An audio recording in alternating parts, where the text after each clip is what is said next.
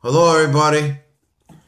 I I watched The Godfather from New York movie. I want to say a few things about the movie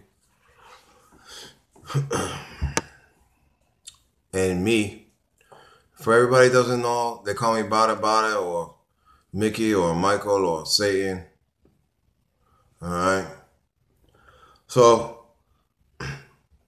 in the beginning of the movie, when Carlo was talking to oh no Carlo, the one who was dying, and Paul was talking to him on his deathbed. He said, "I'm making you Godfather." He said, "It's a curse." He says, "Now you know what it's like to be alone."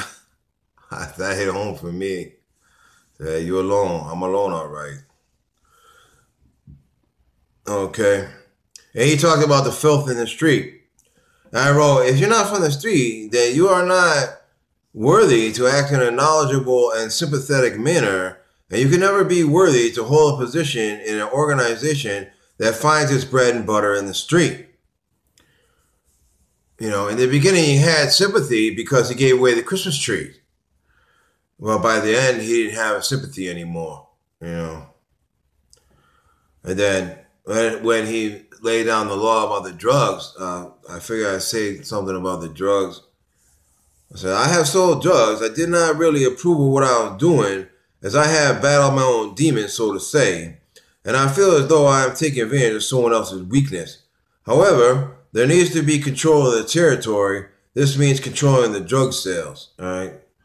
You can't control territory without controlling the drug sales. So if you're not prepared to control drug sales, then you can't control the territory. That's how I see it. All right. And then, of course, there's the old excuse of, well, you don't buy it from me, you're going to buy it from the next guy, so I might as well make the money. You know what I'm saying? All right. Now, if the government did not play a role, I think the government plays a role in bringing the drugs into the country, I believe. So, if they didn't bring it into the country, there would be no drugs to sell. It's a resource that is readily available, and desperate times call for desperate actions.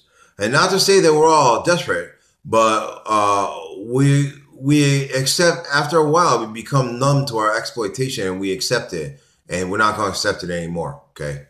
No more. Well, whoever is a supplier that is responsible for the well-being of their workers, that goes from the top down, okay? So you're a top supplier and you got workers that are loyal to you and work hard for you and everything else, and they're responsible. Okay, you're responsible for their welfare, okay? So if for some reason the drugs stop coming into the country, all these people that make their living from the drugs, okay, those people, the welfare of those people, that still needs to be concerned with. Understand? Can't just leave all these people to fall by the wayside. Okay, that's what I believe. That should go trickle all the way down to the street level.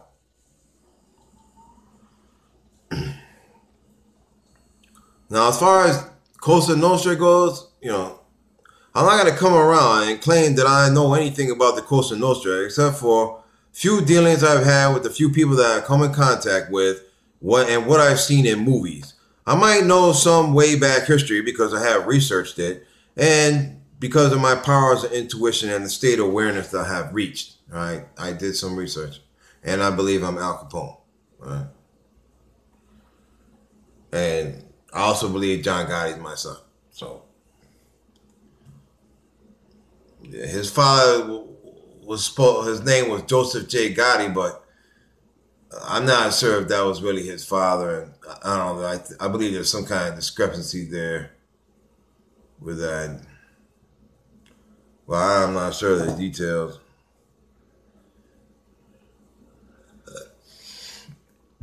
See, a lot of these people in history might not have actually existed. You understand?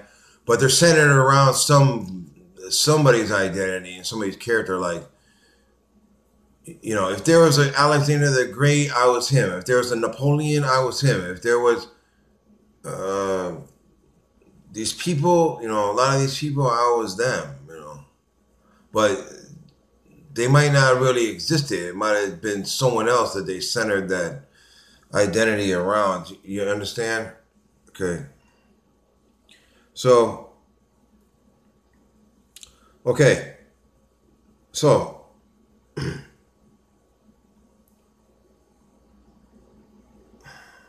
so as far as day-to-day business goes, I would have a lot to learn, and the more I know, the more people are going to get nervous, and this I wish to avoid. Okay, I don't need to know everything.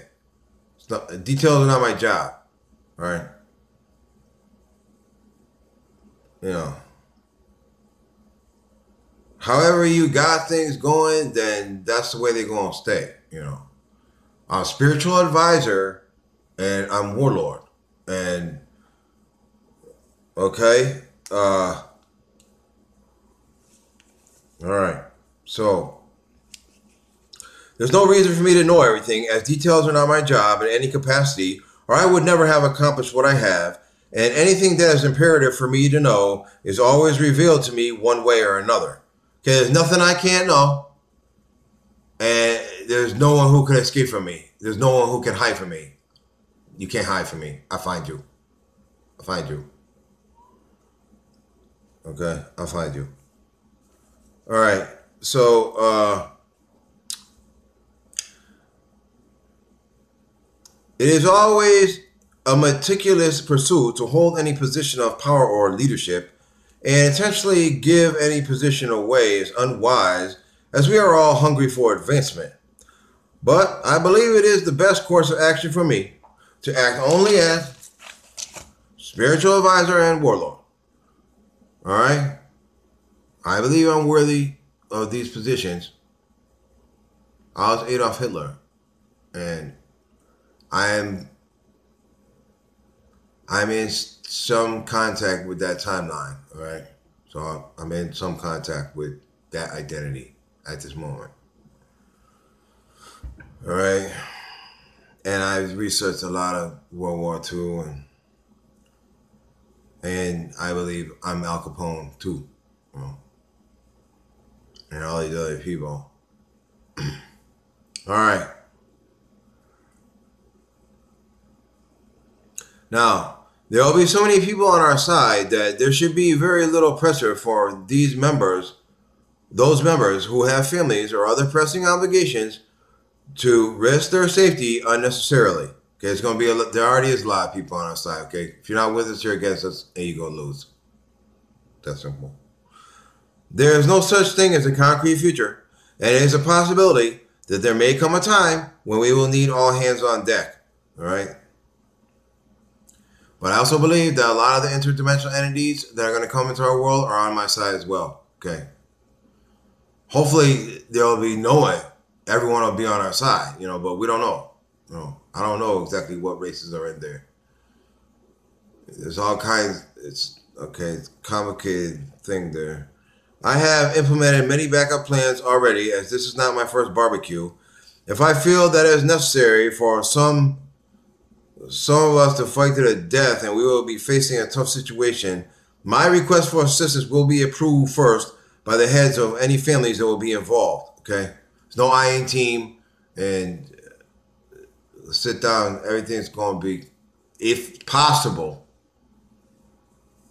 That might not be how it goes down, everybody. You know, there's no such thing in the concrete future. I don't know when the doors are already opening. They don't open all at once. You know.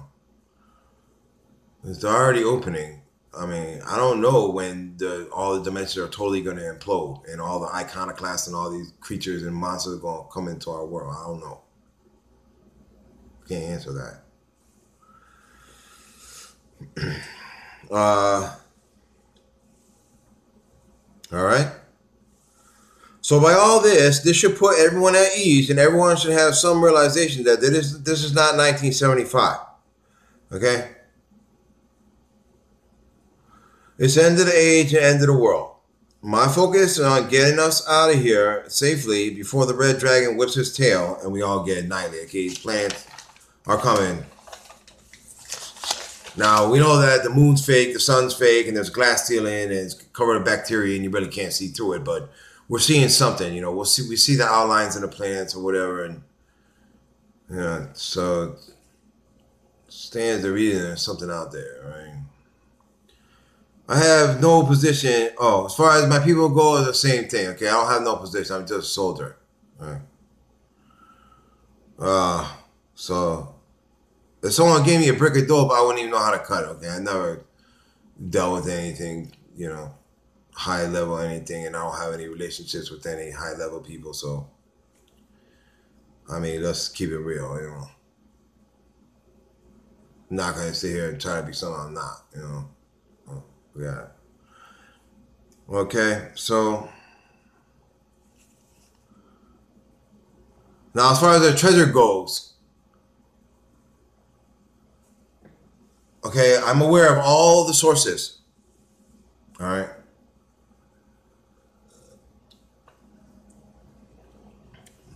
Fucking burn my coffee. I'm aware of all the sources I need.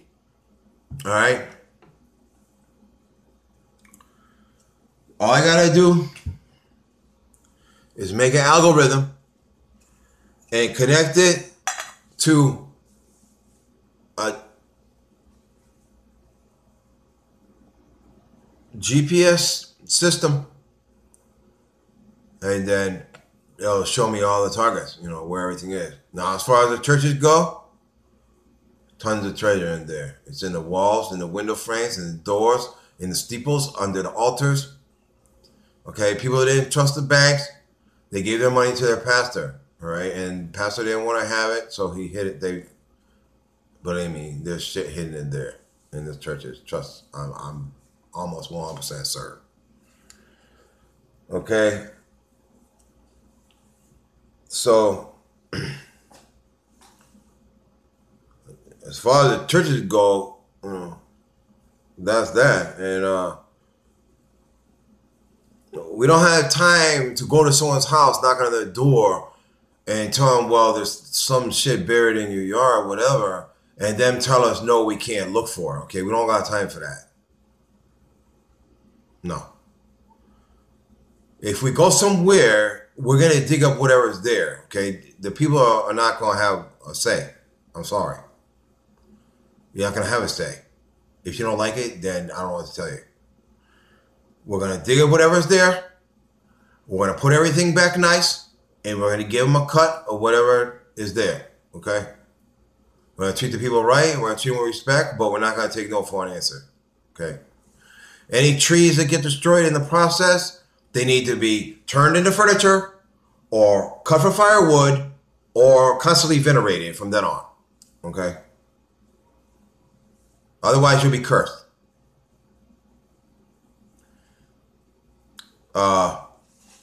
In my process of looking for the treasure, I realized that, the treasure that is wherever it's put, I found a whole bunch already, but of course it's on private property, so I can't fucking get it. And then there's other reasons I can't get at it. But I became aware of who put it there. Okay, which families put it there and who put it there and blah, blah. I'm responsible for hiding a lot of the shit too myself. In other, lifetimes, whatever. But, okay, so these people that put it there, those families, they have to be, you have to give them a cut. Otherwise, you'll be cursed. All right? Yeah, serious. You'll be cursed. All the treasure is protected by spirits. It's all protected. Every treasure is protected by spirits. Some by demons. Some by real powerful demons. That we're gonna have to be placated as well.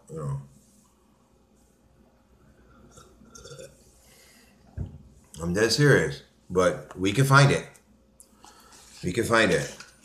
Trust and believe, we're gonna find it. All right. So we're gonna. If I get back there and someone decides to support me or whatever, and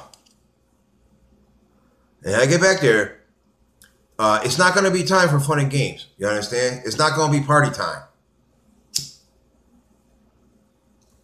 I'm going to have my game face on. I'm going to be all about business. Okay, we got work to put in. Okay, work to put in. All right. So it's not time for fun and games. It won't be time for fun and games until we get on the ships and we go through the fucking black sun and get the fuck out of here. Then when we're on the ships, and we might not even be able to leave in these bodies. We probably won't be able to leave in these bodies. We're going to have to leave in clone bodies or spiritual form or whatever. I don't know. The allies know how to do it. Whatever. But most likely, the body you're in, you're not going to leave in that body. So just prepare for that too. But I don't see why. I believe it's possible that you could lay down on one bed, lay down on the bed, and they take your light orb energy and put you in a clone body. No problem at all. The elite people do it all the time. They do it to the stars. They do it to these people, those people. All right. So they do it. All right. And they go through it. So if they can do it, we can do it. All right. So just prepare your mind for that. You know. Be prepared. Be prepared. You're soldiers. Okay. You're not pussies. Should be ready to face your death at any moment, any second. Your boss says, let's go. We got something to do. You should be saying, yeah, I'm ready, boss. I'm ready to die anytime for you. That's what is going to be expected, you know. But like I said, there'll be a lot of people on our side. There'll be young bucks out there. So there's going to be some leeway, you know. Everyone owes me 10% of everything they made in their life. If you went and gave your money to the church, that's on you. That's the enemy of all mankind. So if you gave your money to the enemy, I got nothing to do with that. You still owe me 10%. Now, as far as all gangsters go, or anybody, you know, like that, you're going to be the last ones that I'm going to look to like demand some sort of 10% payment, you know. But there's a lot of rich, greedy dirtbags that I can go after and get my 10%. Okay? So, don't worry. That means people owe me a lot of fucking money. That's what it means. As far as the treasure goes, you know, we're going to send out soldiers to targets and we'll talk about it then. We'll see how it's going to work. So. All right? So I want to put some people at ease, you know. It's no secret, okay? All the politicians, police, everybody knows about me. It's not a fucking secret. They know about you. They know about this. They know about that. So it's not a secret, okay? I know that this is not, you know, normal procedure, but if something happens to me, I want everyone to know where I stand, you know. If something happens to me, there's no, you know, there should be a truck out there with 4 guys sitting in there with AK-47s watching my door at all times, but there is not. There's nobody there. So that means anybody come along and blow me away whenever they feel like it. I don't have no guns here. I'm on probation. I'm a convicted felon. I can't have guns. Okay, a gun that's automatic 5 years, whatever it is. You get caught with a gun. You know. So, well, that's about it, you know. All right, everybody. Silent.